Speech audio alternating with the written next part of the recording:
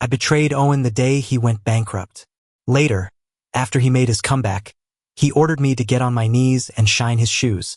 As I did, I counted out loud, 500 for this wipe, 1,000 for that one. You're a man of your word, right, Owen? Owen grabbed me by the throat.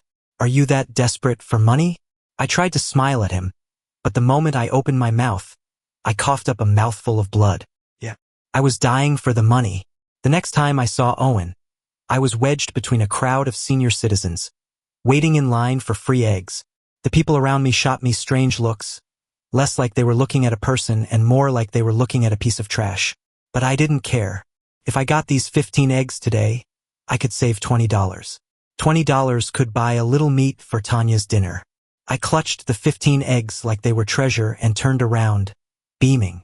That's when I saw him, Owen, dressed in a sharp suit, with a beautiful young man by his side. The boy was clinging intimately to Owen's arm, smiling. So, of the 2 rings we just tried on, which one do you think suits me better? My heart seized. My first instinct was to hide, but my legs felt like they were filled with lead, refusing to move. The old woman behind me started shoving. Are you gonna move or not? A grown, able-bodied man coming here every day to fight with us old ladies for scraps. You have no shame. Her sharp, nasty words instantly drew everyone's attention, including Owen's. He stopped in his tracks and looked over at me, his face a complete blank. I hugged the eggs tighter to my chest, quickly lowered my head, and stared at my toes in humiliation. The boy next to him followed his gaze to me, then asked Owen sweetly, "Know him?" Owen quietly looked away. No. Hearing that, I let out a breath I didn't know I was holding and quickly moved to let the woman pass. But as she hobbled by, she gave me a sudden, hard shove from behind. Caught off guard, I lost my balance and pitched forward. In the blur of the fall, I thought I saw Owen instinctively reach out, only to stop himself and clench his hand into a fist. I went down hard. The eggs in my arms flew out and splattered all over the white shoes of the boy in front of me. Seeing me so pathetic on the ground, the old woman clucked like a victorious rooster, spat quietly in my direction, and strutted away. My knees and elbows were scraped and throbbing, but I couldn't worry about that. I scrambled to apologize to the boy. I'm so sorry. I'm so sorry. I'll pay you back. The boy just blinked, saying nothing. But Owen spoke up, his voice dripping with scorn. Sir, these shoes are a global limited edition. You can't get them even if you have the money, let alone someone who looks as broke as you. Pay for them? With what? I twisted the hem of my shirt in shame, stammering. The boy frowned and looked at Owen. Actually, Owen cut him off with a sneer, looking down at me. How about this? Get on your knees and wipe them clean. If you do that, we'll call it even. I bit my lip and looked up. Owen was staring back with a cold smile, clearly not planning to let this go. I squeezed my eyes shut, slowly bent down, and pulled out a tissue. But the next second, Owen changed his mind. He yanked me up from the ground, threw me aside, and pointed a finger in my face. It's been years, he said, his words sharp and deliberate, and you're still so pathetic it makes me sick. With that, he turned and stormed off. The boy was left standing there, looking at me in a panic. I'm sorry, he's not normally like this. I'm really sorry. Are you okay? I shook my head and managed to smile. I'm fine. You should go. The boy looked relieved and hurried away. Their figures quickly vanished around the street corner. I looked away, then crouched down and began wiping the broken eggs off the pavement with a tissue. As I cleaned, a warmth trickled from my nose. Before I could even cover it, drops of crimson fell to the ground. I stared at the startling red, my mind drifting. My breakup with Owen had been ugly. He was going through a terrible time back then. His father was systematically dismantling his company, and everyone around him had abandoned him. And that's when I chose to slap him across the face and point at his nose, spitting the same words at him he had just thrown at me. Being gay is disgusting. You, Owen, are disgusting. Everything about you makes me sick. I was only with you for the money to piss off your dad, to piss off your whole family. Those 3 sentences were enough to shatter a young man's entire world. But he still knelt on the floor, clinging to my waist, crying and begging me not to leave. My only response was 2 more, harder slaps and the sight of my back as I walked away. The shrill ring of my phone jolted me back to the present. I fumbled for my phone and answered. My neighbor's panicked voice came through the line. Leo, your sister got burned with boiling water. You need to get to the hospital, quick. I froze. Without asking any more questions, I wiped the blood from under my nose, hailed a cab, and rushed to the hospital. I hurried into the hospital. Tanya was wearing a thick hat to cover the hair she'd lost to chemo, and her hands and feet were wrapped in gauze. She sat in the hospital corridor, looking anxiously at the healthy girls passing by, at their long, shiny black hair, at the new toys in their hands. After a moment, she seemed to snap out of it. She tugged at her ill-fitting clothes, adjusted her hat, and tried to shrink into the corner, afraid of drawing strange looks. When she saw me running toward her, she flinched and whispered, Leo, I'm sorry. I checked her over anxiously. What happened? What did the doctor say? Is it serious? Tanya's eyes welled up. I wanted to make you some noodles, Leo, she sobbed. But I'm so useless. I'm sorry, big brother. I shook my head and pulled her into a hug. It's my fault. I shouldn't have come home so late. Tanya leaned against me obediently. After a quiet moment, she whispered, Leo, I think I saw Mom just now. She was with Mr. Smith. They went into the OBGYN. I think Mom is going to have a new baby. My body went rigid. I looked down at Tanya, but her eyes were half closed, her expression blank. She just huddled against me, a tiny, fragile thing. I closed my eyes, a sour feeling rising in my chest. Then I pulled a meat patty from my bag. Tanya, look, it's your favorite beef patty. After everything, Tanya was starving. Her eyes lit up as she took it and bit off a huge chunk. I stroked her hair. Is it good? She nodded enthusiastically, then glanced at me and, without hesitation, tore off half and handed it to me. Leo, let's eat together. I took a bite. The patty was cold and didn't taste good at all. But Tanya ate it with such satisfaction. Looking at her profile, I was suddenly overcome with a profound sadness. It was the middle of the night when we got home. I went to my room and collapsed onto the bed, already half asleep. In the haze, I thought I saw my mother. Her face was pale as she pointed a trembling finger at me, her voice a shriek. You pervert. The image shifted, and now my mother was kneeling on the floor, clutching my hand, begging me. Leo, please. My life has been so hard. Have pity on me. Stop seeing Owen. If Mr. Smith finds out about you too, he'll hate me. He'll divorce me. Are you trying to kill me?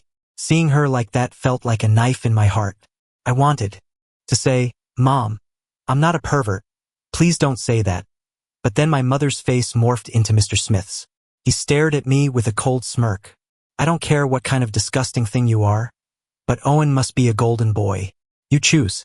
Either you get lost or you drag Owen down with you. But every day you stay by his side, you're just one more burden. If he ends up dead or with nothing, it'll be because you wore him down until he broke. Mr. Smith's face twisted as he spat all sorts of horrible words at me. But then, gradually, his face became my grandmother's. She lunged at me, slapping me over and over, her voice a sharp curse. You jinx. You were the death of your father. You killed him. Why don't you just die? Go on and die. The next second, my eyes flew open. I was staring at the familiar ceiling of my room. My phone had been ringing for a while but was still going. I quickly rubbed my eyes, rolled over, and grabbed it, clearing my throat. Hello? Hello? Leo? Why did it take you so long to answer? Don't you know? Something huge happened. My back was soaked in a cold sweat. I sat up and asked hoarsely, What's wrong? The boss is firing you. My mind snapped to attention. What did you say? I said the boss is firing you. He's giving your position and all your projects to Tiffany. I overheard him on the phone with HR. Leo, did you piss someone off recently? I heard the boss mention something about a young Mr. Smith. I froze, a chill running through me so intense that the phone almost slipped from my grasp. The next morning, I rushed to the office and ran straight into Owen. The person with him today wasn't the pretty boy from the other day, but a fawning Tiffany. My boss trailed behind Owen, bowing and scraping with a sycophantic smile. The moment he saw me, his face turned green. I didn't have time to care. Tanya needed money for the hospital. I absolutely could not get fired. I strode forward. Sir, I heard I'm being fired. I demand a reason or I'm not leaving. Before my boss could speak, Tiffany, standing beside him, chimed in, looking at me with a mix of triumph and contempt. A reason? What reason do you need besides not being good enough? Anger pulsed in my temples. I shot back without thinking. Really? Are you good enough? And what exactly is your area of expertise? Tiffany's face changed. Are you slandering me? That's enough. Owen cut in. He shot me a look of disgust and said flatly, Ms. Chun, if someone is slandering you, why waste time talking? Just call the police. Tiffany grew even more smug, waving her phone. Mr. Smith is right. Tanya was waiting for me at home. Seeing Tiffany about to dial, I instantly cooled down. I lunged forward, grabbed her wrist, and forced a smile. I'm sorry, I was talking nonsense. I'm sorry. Please don't call the police. Tiffany didn't answer, instead stealing a glance at Owen. Owen raised an eyebrow and laughed mockingly. You want to get away with baseless slander with just an apology? Don't you think that's a little too easy? Tiffany immediately straightened up. Mr. Smith has a point. Defeated, I gritted my teeth and looked at Owen. Then how would you like to resolve this, Mr. Smith? Owen's smile was cold, his eyes like poisoned daggers. He spoke loud and clear for everyone to hear. I've heard that this gentleman, Leo, is gay. Is that true or not? Leo, why don't you tell us yourself? His words exploded in the room like a thunderclap. Everyone froze, their gazes on me now filled with a hint of contempt and disgust. People started whispering. I never would have guessed he's gay, that's disgusting. So gross. I bit my lip so hard it hurt, desperately trying to stop my body from trembling as I stared defiantly at Owen. He ignored my gaze, looking away to point at someone in the crowd. Was it you who just said disgusting? The person he pointed at jumped. No, I didn't. Well said. Owen cut him off, clapping his hands, suddenly in a great mood. Well said, and you're right. I find it disgusting, too. He turned back to me, his lips curling into a cold sneer. Especially you, Leo Xiong. You're utterly vile. Person as disgusting as you, why aren't you dead yet? You deserve to be. The hatred in his eyes was so intense it felt like it could kill me. I felt a wave of unbearable shame and stammered, my lips trembling. I tried to speak, but no words would come out. Owen watched me quietly. When he saw that I remained silent, his expression darkened. He turned to leave, saying as he walked, Leo Xiong, your mother, my dear stepmother, do you know why she abandoned you without a second thought? Because she finds you disgusting, too. She told me so herself. She said you're a pervert and that I should stay far away from you. At the door, he glanced back at Tiffany. Miss Chun, what are you waiting for? Aren't you going to call the police? Tiffany snapped out of her daze and nodded quickly. Right.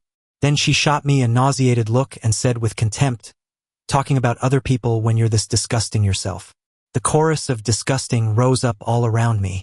I lowered my head in shame, feeling like I was back in that summer when my mother discovered me and Owen together. They had used the same words to describe me then. The only difference was, back then, Owen had risked everything, standing in front of me like a cornered animal, protecting me with everything he had. Now he just looked at me, feeling that his revenge still wasn't enough. Yes, he hated me. Under Owen's pressure, I was fired. I dragged my exhausted body home. As I pushed open the door, the aroma of a home-cooked meal filled the air. My eyes shot open. Tanya, wearing a tiny apron, was standing on a small stool, struggling to stir a pot of soup. I looked over and saw 2 steaming dishes on the table. Tanya was 12, but because of her long-term medication, she was shorter than most 7 or 8-year-olds. She was too short to reach the stove, so she had to stand on the stool, making every movement a struggle. Seeing this, my nose stung. Tanya. She turned, put down the spoon, and rushed over to me, her big eyes sparkling. Leo, you're back. Come eat. I knew the disease caused her immense pain, but she always greeted me with a smile. I couldn't hold back my tears and hugged her tightly. Tanya, you don't have to cook. From now on, I'll do all of this. Tanya just smiled gently and patted my back. It's okay. Leo, hurry up and eat. Tanya was a pretty good cook. As I ate, I looked up and saw her brow furrowed in pain, her chopsticks shaking in her hand. I knew she was hurting, But when she saw me looking, she forced a smile, afraid I would notice something was wrong. Leo, is it good? I hid my face behind my bowl, fighting back tears, and nodded vigorously. I can't lose my job, I thought. I still have to pay for Tanya's treatment. Tanya is the sweetest, most well-behaved, best kid in the world. She doesn't deserve this. The next day, after making Tanya breakfast, I took a cab to Smith Corporation. The Smith Corporation building was the tallest in the city. The last time I'd been here was when Mr. Smith had pointed a finger in my face and cursed me out. I went to the front desk and explained that I was there to see Owen. The receptionist gave me a long look, then said, "Please wait a moment, sir. I'll make a call." A moment later, she put down the phone and asked hesitantly, "Sir, may I have your name?" I pressed my lips together. Leo Xiong. The receptionist's expression changed. "Sir, our boss says that at Smith Corporation, Leo Xiong and dogs are not allowed inside." I'm sorry. I shook my head. "It's okay. If he won't let me up, I'll wait for him down here." The receptionist frowned. "I'm sorry, but..." Just then, her phone rang. She answered, said yes several times, and then looked back at me. "The boss says you can go up. But he wanted me to tell you that if you're going to beg, you need to have the right attitude. So please take the stairs. Our boss's office is on the 57th floor." I nodded and managed a weak smile. "Okay, I understand. Thank you."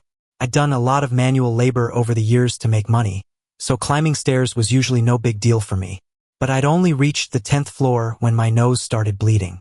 I pinched it shut and kept climbing. By the 30th floor, the bleeding wouldn't stop. I knelt on the staircase, gasping for air, pressing both hands to my nose. Just then, Owen called. As soon as I answered, his mocking voice filled my ear. "Did you drop dead on the stairs? If you're going to die, do it outside. Don't dirty the stairwell at Smith Corporation." I stuffed all my tissues up my nose and hurried to say, No, I'm almost there." "You almost there?" Owen let out a low laugh. "What a shame. I just got off work. I'm at home now." My heart dropped. "Owen, are you messing with me?" He didn't bother to deny it. "Yes, I am." "How does it feel to be played with? Enjoying it?" I clenched my fists. "Owen, go to hell." He clicked his tongue. "I'd advise you to be nice to me. You're shamelessly clinging to me like this. Let me guess who it's for? For that little bald sister of yours?" A sharp pain shot through me. "Don't you dare talk about Tanya like that," I yelled. "Or what? Who do you think you are?" Owen laughed coldly. "How many days does that little baldy have left? Anyway, maybe I should do you both a favor and let you die together." Every word was a poisoned dart, thrown without mercy. I closed my eyes, suddenly exhausted. "Owen," I said tentatively, "can we please not talk like this?" After I said that, Owen went silent. After a long pause, he said quietly, "Come to my house. Take the elevator down. Someone will be waiting for you at the entrance." His tone had softened considerably. Overjoyed, I scrambled to my feet and rushed to the ground floor. Sure enough, there was a car waiting at the entrance. The driver and I rode in silence. While we were stopped at a red light, the driver suddenly spoke. "Mr. Xiong, our boss has been doing very well these past few years. He's a talented and successful young man." I shivered and forced a smile. "Is that so? That's great." The driver stared straight ahead. "Yes, but I know you haven't been doing well, and you have a sister who is about to die." His tone was light, but it was the exact same voice that had threatened me 3 years ago. My stomach dropped. I snapped my head up and stared at him, my eyes sharp. The driver's expression didn't change. "Are you feeling guilty?" he asked. Softly, I swallowed hard, my hands clenched. I only came back to get treatment for my sister," I explained in a low voice. "As soon as she's better, I'll take her and leave. I swear I'll never contact Owen again. I'll never say a word to him about what happened." After a long silence, the driver's expression relaxed. He smiled. "Mr. Xiong, let's exchange numbers. I have a feeling we'll have a reason to be in touch again." I nodded and handed him my unlocked phone. After he saved his number, we fell back into silence until we reached Owen's house. I got out of the car and stood awkwardly at the door. Owen came and opened it, glancing at me. "Come in." I followed him with my head down, all the way into the kitchen. Owen pointed at the stove. "Make me some oatmeal." I'm hungry. I froze, asking instinctively, "Are right now?" Owen frowned. "What do you think?" I was about to ask another question, but he shot me an impatient glare. "Hurry up. Stop dawdling." Quickly recoiled. I remembered from when we were together that he loved the way I made oatmeal. I glanced at him. "I'll make your favorite kind with all the toppings." Owen was crouching by the kitchen door, playing with a cat. When he heard me, he didn't look up or respond, but the corner of his mouth twitched into a slight smile. He seemed to be in a good mood. Good, I thought silently. If he's in a good mood, he'll be easier to talk to. Suddenly, a phone rang in the living room. Owen looked up at me, hesitated for a moment, then got up, and went to the living room, presumably to take the call. But I finished making the oatmeal, and Owen still hadn't come back. I carried the bowl out to find him. His face was terrifyingly dark. The relaxed atmosphere from before was gone, replaced by a heavy tension.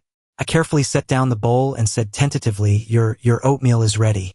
The next second, Owen snatched the steaming bowl and threw its entire contents at me. I didn't dare to move, taking the full force of it. The hot oatmeal soaked my shirt, and I sucked in a sharp breath against the searing pain. I could barely lift my eyes. Owen stared at me coldly, his words brutal. "Leo, the sight of you now makes me sick. Didn't you tell my driver you only came to me because you needed money for your sister? As long as I'm around, you won't earn a single cent. I'm going to watch that little baldy die, and then I'm going to watch you die." I knew he meant it. He would do it. But I had no other choice. I had to beg. I took 2 steps forward, my head hanging limply. "Owen, please. You can get your revenge on me however you want. Just please don't hurt Tanya. She's only 12. She has so much life ahead of her." Without a moment's hesitation, Owen shoved me away and pointed to the door. "Get out. Get the hell out of here. You make me sick. Get out." As soon as he spoke, security guards appeared and started dragging me away. I clung to the arm of the sofa, shaking my head, my voice practically a scream. "No, I'm begging you. Owen, please." Owen paused for a second but continued up the stairs without looking back. The guards roughly threw me out. The heavy door slammed shut in my face. I looked down. Blood was already trickling from my nose. At the same time, Tanya called. I quickly answered, wiping away my tears and the blood, forcing a gentle smile into my voice. "Tanya, what's up?" Her voice was cheerful. "Leo, I made you potatoes and gravy today. When are you coming home? I miss you." I tilted my head back to look at the dark, gloomy sky and tried to sound happy. "I'm on my way home now, sweetie. I'll be there in a little bit." After hanging up, I remembered that I was completely broke. The most important thing now was to get money. But where could I possibly get it? My mom didn't want us, my grandmother called us a curse, and all our relatives avoided us. I clutched my phone and, in a last-ditch effort, ran back to the door and started pounding on it. "Owen, open the door. Owen, let me in." I banged on the door for a long time, but it was a security guard who finally opened it. His face was cold. "Mr. Smith says that instead of making a scene here, you might as well just go die. At least then you could pave the way for your sister in the afterlife." I stared at the tall building behind the guard, and my hand slowly dropped to my side. I walked home in the rain. Sure enough, my inbox was full of rejection emails from HR departments. Even a few cleaning companies wouldn't hire me. Owen was right. As long as he was around, no one would dare give me a job. Tanya, sensing my mood, wrapped herself in a small blanket and sat beside me, keeping a quiet vigil. I was so desperate I even had a dark thought of ending it all, for both of us. But when I turned and looked into Tanya's clear eyes, filled with guilt and anxiety, my heart twisted as if a knife were being turned in it. I stroked her head and smiled slowly. "Tanya, your big brother is so useless. I just keep making you suffer with me." Tanya's small face crumpled, and her tiny, thin hands gripped mine. "That's not true. You're the best big brother in the whole world." I wanted to hug her, but my chest was still raw from the hot oatmeal Owen had thrown on me. I sent Tanya away and lifted my shirt. The burn was a startling, angry red, covered in large blisters. The slightest movement sent waves of pain through me, making me gasp. I quickly put on some ointment and went back to sending out resumes on my phone. That's when I saw the text from Owen. "Get on your knees and beg me, and I'll have mercy and let you come to Smith Corporation to scrub toilets. I wiped away the tears that had welled up from the pain and, with a trembling hand, typed back, "Okay, I'll come find you tomorrow morning." I knew Owen was trying to humiliate me, but Owen, you have no idea. There was a time when I was at my poorest, working 4 jobs at once, day and night, just praying the number in my bank account would get a little bigger. Scrubbing toilets? Compared to that, scrubbing toilets was a respectable, easy job. Owen didn't reply. I stared at my phone, lost in thought. Just then, Tanya pushed the door open, carrying a steaming mug of milk. I quickly flipped my phone face down on the table and turned to take the mug from her. "Tanya, it's so late. Why aren't you asleep?" Her expression was heavy. She shook her head and tilted it, looking at me. "Leo, are you in some kind of trouble? Are we out of money?" My heart skipped a beat. I quickly put on a smile to cover it up. "Of course not. I'm great at making money. I have lots of it. Once Tanya gets better, I'm going to take you to see the ocean." Tanya stared at me in silence, her eyes growing redder and redder. I was about to say something else to comfort her, but she suddenly threw her arms around my neck, buried her face in my shoulder, and burst into tears. I'm sorry, Leo. "I don't want to be a burden to you anymore, but why am I such a coward? Why am I so afraid to die? Tanya is so useless." Her words set off alarm bells in my head. I grabbed her shoulders and said sternly, "Tanya, don't talk like that. I have money. I will get you better. You can't have these crazy thoughts. Do you hear me?" Her eyes were blurry with tears. She stared at me for a long time before finally looking up and nodding slightly. "I know, Leo. I was just joking." I wiped the tears from her face, soothed her a little more, and watched her go back to bed before I finally relaxed. I turned and looked at my own pale face in the mirror, thinking silently, Leo, it's okay. The hard times will pass. You just have to keep trying. Don't you ever give up. Everything will be okay."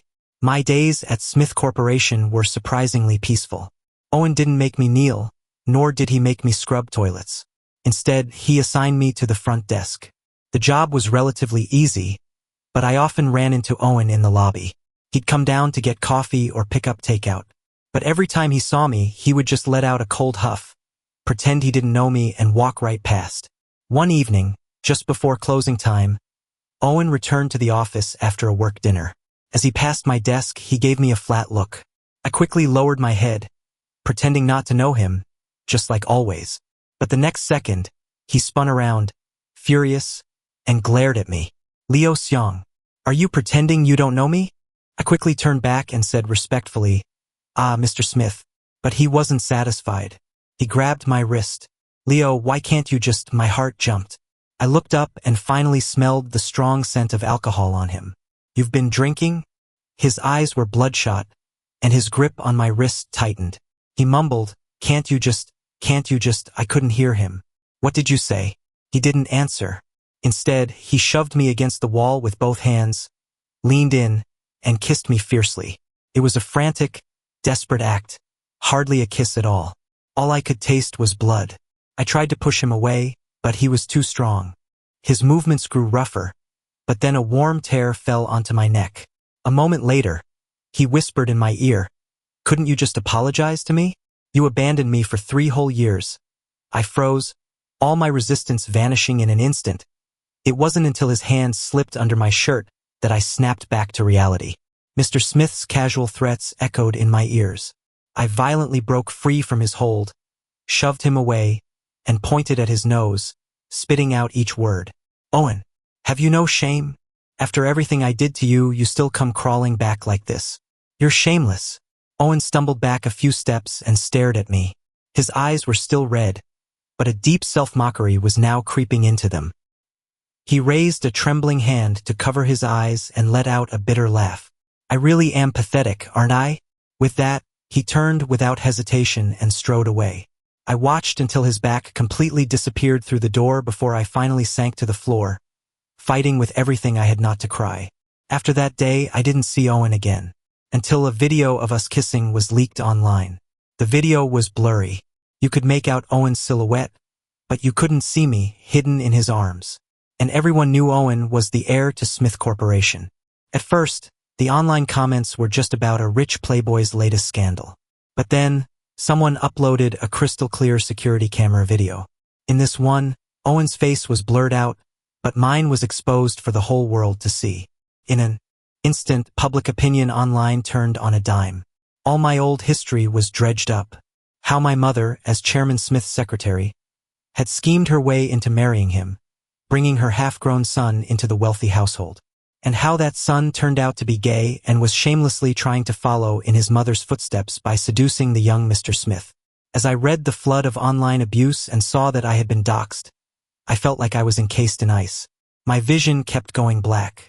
They had dug up my photos, my name, and my address and posted them online. After that, strange, drunk, middle-aged men started showing up at my door, shouting obscenities, offering to buy me for a night. They followed me on my way to work, taking pictures of me. Everywhere I went, people stared at me with strange eyes. They said I was a jinx, that I had been the death of my father at birth, which was why my grandmother still hadn't forgiven me. They said my mother was right to abandon me. Otherwise, she would have been cursed with bad luck for the rest of her life. They said, "Look at the only person who stayed by his side, his sister. Isn't he just dragging her down with him to her death?" These words were like thorns, stabbing one by one into the most vulnerable parts of my heart. I couldn't stay strong anymore. I broke. With a scream, I threw my phone across the room, curled into a ball, and tried to disappear into the corner. And of course, that's when my mother called. My nose stung. It was as if I'd found a warm embrace, and a strange warmth spread through me. I scrambled to pick up the phone and choked out, "Mom, Mom." The next second, my mother's shrill voice pierced my eardrum. "Leo Seong, are you trying to ruin my life on purpose? Your Uncle Smith wants to divorce me now. Are you happy? Why did I ever give birth to you? Why didn't I just strangle you? You little bastard. You goddamn jinx. Take a look around you. Does anyone who gets close to you ever have a good ending? Why don't you just die?" The words were stuck in my throat. I opened my mouth, but all my pain and grievances were caught there. The tears came first, streaming down my face. Just then, Tanya rushed over, her eyes red. She snatched the phone from my hand, hugged me tightly, and cried out, her voice breaking, "Leo, don't cry. Don't cry. It's okay. Everything is okay. You still have me. You're not a jinx." "Leo," Tanya became more and more agitated, gasping for air. Her small, thin body trembled uncontrollably in my arms. I snapped back to reality, wiped my tears, and held her carefully. Tanya, calm down, I'm okay." But it was too late. Tanya suddenly buried her head in my chest and vomited a mouthful of warm blood. Then, like a broken butterfly, she went limp in my arms, her face deathly pale, her breathing faint. Time seemed to stand still. I tried with all my might to call her name, but I couldn't even hear my own voice. My world, which I had held together for so long, was finally about to collapse. The doctor said Tanya's condition had worsened. At most, she would only make it through the winter. But I was completely broke. I scrolled helplessly through my phone and realized there was only one person left who could lend me a lot of money. After many days, I saw Owen again. He was in a smoke-filled private room at a club, a woman draped over each arm. They clung to him like boneless vines, fawning over him. Owen was handsome and rich, popular wherever he went. When I walked in, he was feeding one of the girls wine, mouth to mouth, his hand wandering shamelessly under her dress. He didn't even look up. It was Owen's friends who all stared at me, their eyes full of mockery and contempt. I lowered my head, helpless, and spoke first. "Owen, could you give me an advance on my salary?" The room erupted in laughter. The man closest to Owen, after getting a look from him, picked up a glass of wine and sauntered over to me. "You mean you want to borrow money? Our boy Owen's money isn't for just anyone to borrow. How about you borrow from me instead?" I looked at him hesitantly. The next second, he threw the glass of wine in my face. I was caught off guard, blinded by the red wine. The man laughed in my ear. "That glass of wine was worth $8,000. It's all yours now. What do you think? Aren't I generous?" The room exploded in another round of laughter. Owen finally looked up, sneered, and said quietly, "Rick, you're making things difficult for him. $12? Have you seen the shirt he's wearing? It's one of my old ones that he picked up. He's been patching it up and wearing it for years. You lend him that much, how's he gonna pay you back? The man called Rick's face suddenly changed. He grabbed me by the collar. I don't care how you pay me back. You just have to. As he said this, everyone in the room stood up and surrounded me. Rick pulled an IOU from his bag and slammed it on the table, then ordered the others, hold him down. My eyes widened. I turned to run, but they grabbed me, forced me to the ground, and dragged my hand to press my thumbprint onto the IOU. I was pinned to the floor, humiliated and unable to move. I pleaded helplessly, my desperate eyes fixed on Owen. Owen just sat there quietly, a slight smile on his lips, leisurely swirling the wine in his glass like a bystander enjoying a show. Rick took the IOU and waved his hand. The others backed off. My whole body ached. I couldn't get up. Owen pushed the girls away, bent down and met my gaze. Humiliated, this isn't even 1,000th of what I suffered because of you. Leo, I'll say it again. I wish you would just drop dead right now. I looked into his eyes. The pain and injustice of the past few days swirled together, torturing me beyond endurance. I couldn't take it anymore and screamed at him. Owen, I hate you. Unsurprisingly, Owen flew into a rage. Get out. Get the hell out. I don't want to see you again. His friends threw me out of the room. I stumbled through the cold winter streets, with no idea where to go. The news of Tanya's deteriorating health had also been leaked. They all said it was my karma. It was what I deserved. At the same time, the hospital called me. Not to pressure me for payment, but to tell me that Tanya was dead. The doctor's regretful words struck me like lightning. Tanya was dead. Tanya was dead. Tanya was dead. The doctor said that in a rare moment of lucidity that lasted only 30 seconds, Tanya had used all her strength to pull off her own oxygen mask. The little girl who was so afraid of death had, in that moment, faced it with a smile, because she thought that from then on, she would no longer be a burden to me. She told the doctor that it was because I was trying to earn money for her medical bills that I ended up in this situation. Her death could buy me a happy life. The weather in December is so cold. I knelt in the freezing hospital corridor, sobbing uncontrollably. Tanya was the best girl in the world. She was never a burden, never. But who was left to tell that to? The day after Tanya died, the big screen in the Central Plaza was broadcasting a live event. In it, Owen's father was affectionately embracing my mother, who was holding a beautiful newborn baby. Both their faces were radiant with joy. In that moment, the whole world was congratulating my mother on her new son. They gave this child houses, cars, and jewelry. They gave him the best of everything in the world. Hugged Tanya's urn tightly. A small box. Tanya was inside and I was outside. I wanted to take her to see the ocean, but why was I so poor? Why didn't I have any money? Like a madman, I emptied all the money I had onto the table. Dimes, quarters, dollar bills. My heart ached violently. A huge wave of grief washing over me. Yet I couldn't shed a single tear. I felt like I was going insane. My body trembling, dry heaving, so full of pain that I wished I could just die. Owen was right. Mom was right. They were all right. I was a jinx. Everyone around me was dragged down by me. Why didn't I just die? I should have died a long time ago. Just then, Owen's phone call came through. I answered mechanically, and Owen's cold voice immediately filled my ear. Leo Xiang, you haven't answered my calls for 2 days. Feeling bold, are you? Don't want your salary? I'm giving you 3 minutes to appear in front of me, or you're fired. Listening to the phone, I numbly lifted my head, the world spinning around me. Suddenly, a metallic taste rose in my throat. I looked down just as I vomited a mouthful of blood onto my clothes. At the same time, a warm stream flowed from my nose. The next moment, my body gave out, no longer under my control. I crumpled to the ground, and my vision quickly faded to black. Before I lost consciousness completely, I thought I heard Owen roar a curse. In a daze, I knew I had been taken to the hospital. The sighs of doctors and nurses drifted in and out of focus. They said I had no family. They said I was dying. They said what a pity. Couldn't open my eyes. My mind was fuzzy, but flashes of my past flickered through it. I think I'm really going to die, I thought. People always say that before you die, you see all the beautiful moments of your life. And there they were. My loving grandmother, my gentle mother, my sweet Tanya, and my father, who wasn't abusive. I don't know how much time passed before I managed to pry my eyes open. The phone beside me was vibrating nonstop. It was Owen. I propped myself up and answered, swallowing the sweet, metallic taste in my throat. Owen, I said quietly, stop bullying me. Stop bullying me, Owen. I'm about to die. Owen paused on the other end, then let out a cold laugh. I'm bullying you? Leo, between the two of us, no matter how you slice it, you're the one who wronged me. You're the one who owes me.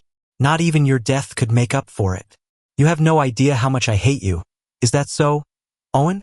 I cut him off, asking softly, if I died, would you be sad? Sad? Owen laughed as if he just heard the funniest joke in the world. Are you kidding me? If you died, I wouldn't just laugh for 3 days and 3 nights. I'd set off fireworks and hire a band to celebrate. A sudden sense of peace washed over me. Okay, I said calmly. Then, Owen, I'm at the city hospital. Can you come see me? His response was almost immediate. Are you sick? I closed my eyes, not knowing how to answer. Owen was silent for a second, before he caught himself and resumed his mocking tone. Oh, you're sick?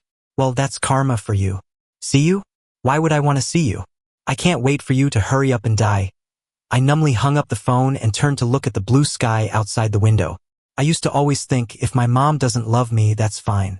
If my grandmother doesn't love me, that's fine. If nobody loves me, that's fine. If everyone hates me, that's fine. If I just endure a little more hardship, and then a little more, things will eventually get better, right? I've already had so much bad luck. Could it possibly get any worse? But I endured so much, and there was always more waiting for me. I couldn't help but wonder if my whole life was just worthless. I tried so hard to live, and what did I get for it? Nothing. I got nothing. Sometimes I wished I could just end it all. But I'm only 23. But I'm only 23. When will it be my turn to be happy? Why does nobody like me? Why is my life a constant struggle? Like walking on thin ice. Have I done so many bad things? No, I haven't. So why is this happening to me? I dropped my head into my hands, my body racked with unstoppable tremors. It hurts so much. It hurts so much. I'm in so much pain. When I looked up again, I realized I was standing by the window. Just on the other side of the glass, the world was beautiful enough to be heaven. There was a blue sky, white clouds, and the sound of children laughing. In a daze, I thought I saw my mother waving at me, her expression more gentle than I had ever seen it. I wondered, is Tanya there too? Smiling at me? Mom, Tanya. At that thought, a smile spread across my face. My body, no longer under my control, stumbled a few steps toward the warm sunlight. The next second, a violent feeling of weightlessness consumed me. Everything below rushed up to meet me.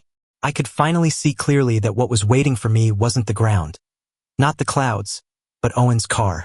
And then, I saw his horrified face, and on it, my own warm blood. For the first time since we'd met again, his eyes weren't filled with hate, but with an unparalleled despair and regret. People around him screamed and scattered, but he just stood there, veins bulging on his forehead, sobbing his heart out. He broke free from the police holding him back and lunged toward me with a guttural scream. He came to see me after all. He would never see me again. Epilogue. Owen, after watching Leo jump from the building and die in front of me, I was destroyed. Life was worse than death. Every day was a torment of regret and despair. I tried to end my own life several times, but failed. So I lived on, a walking corpse. Later, I overheard a conversation between my father and my stepmother. As she called Leo a jinx, the answers to so many questions started to become clear. I didn't care about anything anymore. I held a knife to my own throat and demanded the truth from my father. My stepmother screamed and hid trembling under a table. Afraid I would hurt myself, my father, his voice shaking, admitted everything. He admitted he had used Leo's sister's life to force him to leave me. He also admitted that my driver had been intentionally placed by my side, and that he had been the one to sell the security footage to the media and manipulate public opinion online. When I learned the truth, I snapped. I had never been so desperate. A heart-wrenching pain spread from my chest through my entire body. I closed my eyes and fell to my knees, helpless. The world around me went completely black, without a single speck of light. Of course, I would never see my light again. Leo. Oh hát, Leo. From beginning to end, all I ever wanted was an apology from you. If you had just smiled at me once, I would have thrown everything away and run to you. But you wouldn't smile at me. You called me shameless. You said you hated me. Well, I hated you more. I crashed through life, desperately trying to prove you still loved me. Desperately saying hurtful things so I wouldn't lose face. Desperately trying to force you to bow your head to me. I'm sorry. I'm sorry. How could I have been so stupid? I'm such a bastard. I suddenly remembered what the police officer said that day, with a sigh of regret. Liu Xiong is dead. How are the people who care about him supposed to live? The people who care about him? A neighbor overheard and laughed as if it were a joke. When a bird or a bug on the street dies, someone cares. But when Leo died, truly no. One cared. The people who were supposed to care about him were all wishing him dead. Hearing that, a knife twisted in my heart. It was true. When he was alive, everyone cursed him and wished him dead. No one loved him.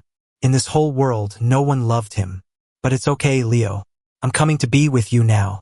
I'm coming to be with you. I'm coming to atone for my sins in front of you.